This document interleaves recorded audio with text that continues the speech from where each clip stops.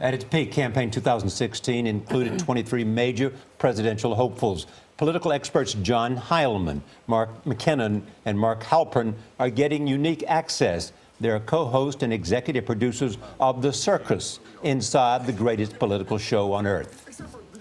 You don't seem tired at all. I don't really understand that. How is it that you're not exhausted? Well, when you get out here and do this. When you're 36 years of age, it's not that hard, John. I mean, I want you to think about this. I want you to want me. Unlike traveling with Bernie Sanders, where you're on his plane, there's no candidate on this plane. She's on another plane. She's in the bubble, tough to get through, tough to get access. Are you worried at all that New Hampshire's not a lot like Texas like it was for us in 2000? Ladies and gentlemen, air traffic control has notified us that it will get bumpy in a couple of minutes. I've known him pretty well, but I did not know his penchant for horrible jokes. Did you hear about the fight in the seafood restaurant? Two battered fish. You had Little Marco, you got Lion Ted. What are you going to say for Hillary? Well, I have a name for it, but I'm not going to use it. Oh, yet. come on, come on. You know what it is? Give us a hint. The Circus airs on Showtime, a division of CBS. John Heilemann, Mark McKinnon, and Mark Halperin are here at the table, and we're pleased about that. Let me begin with these polls that just out this morning. What do they say to you guys? They say it's going to be a fascinating election, as it has been. I mean, the interesting thing about this election, which has been great for the show and for everybody covering it, is there's been so many surprises.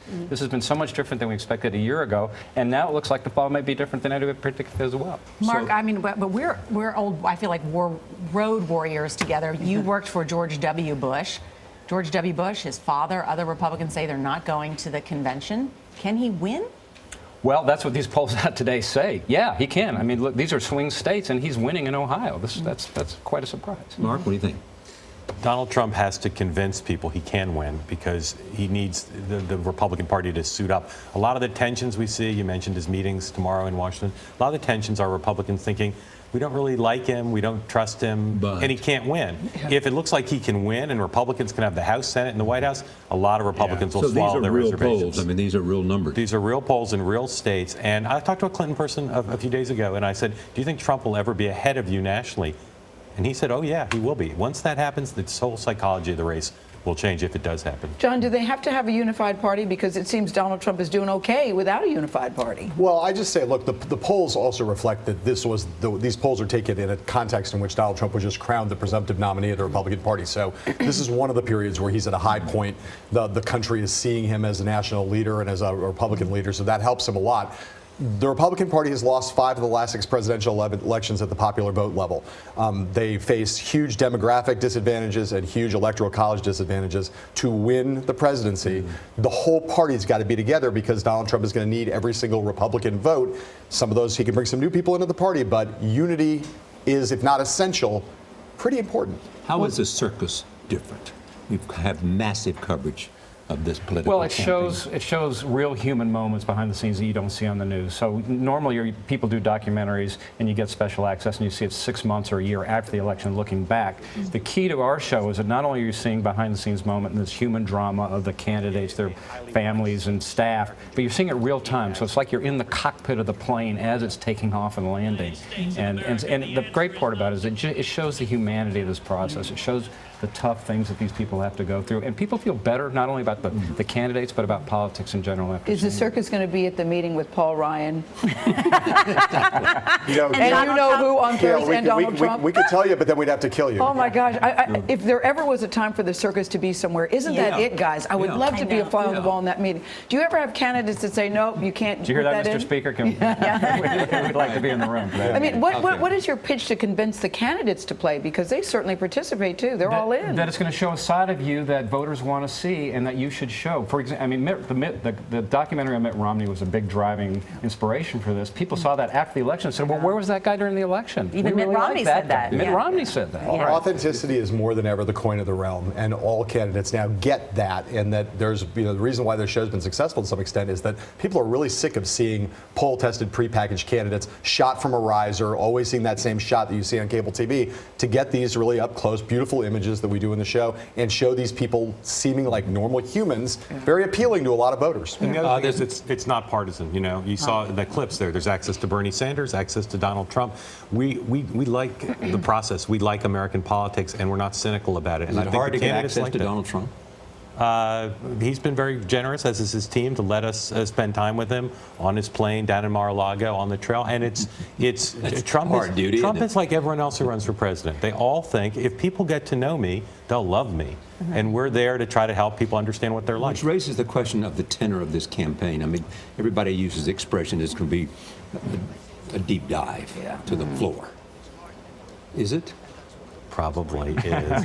You know. Do you mean ugly, Charlie? I mean ugly. Ugly, bloody, nasty, wicked, vicious? nasty, Well, I mean, yes, all of the above. The All kind of of the thing above. that Donald Trump was saying about Hillary Clinton and Bill Clinton Oh, yesterday. I certainly think there'll be more of that. And I think the Clinton campaign will be just as tough.